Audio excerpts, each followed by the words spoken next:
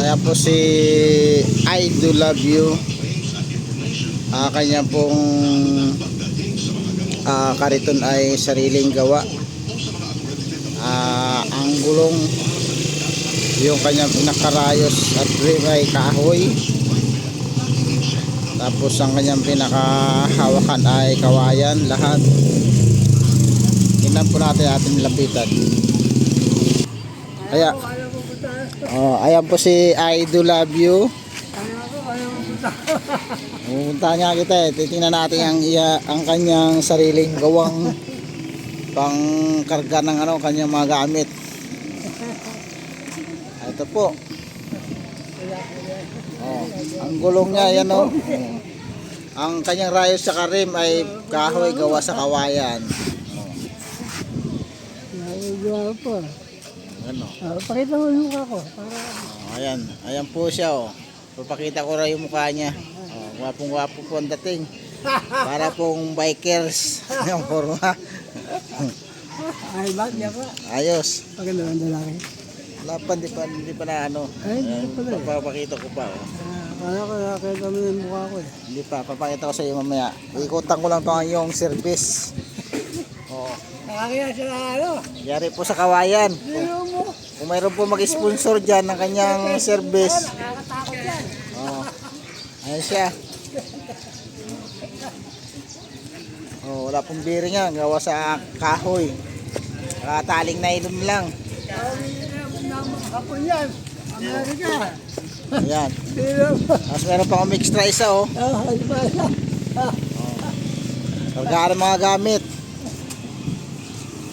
Kabakaibigan kong mundo. Inaalay ko sa inyo. Sige. May kanta daw po siya. I Do Love You. I Do Love You. At kakanta siya ng I Do Love You. Si G-Man. Alvarez, Bataan. Para sa inyo lahat to. Yan. I do love you. I really do. Kumanta na po, I Do Love You. Pinasukan po ng lamok. Kaya medyo naubo. Ayan po, hanggang dito na lang. At di natuloy ang kanyang kanta. Sinanta ka na ito Sige. Agad nali. Abangan nyo na lang po. Ay, tinuloy pa rin pala. Kala ko tapos na. I really do. Dinugtungan. I do love you. Ganda pa ng boses, buong buo. I really do. Only you. I do love you. Galing no? Only you. I do love you. Okay na? I do love you. Galing ng boses I really do.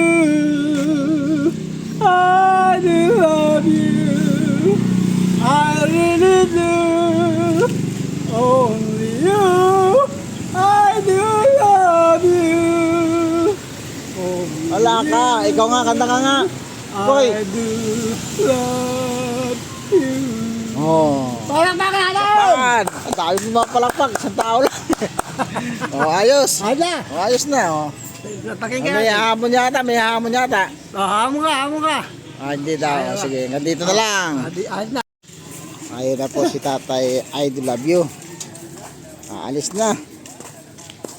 Gano'n na siya ng kanyang kagamitan, nagakot.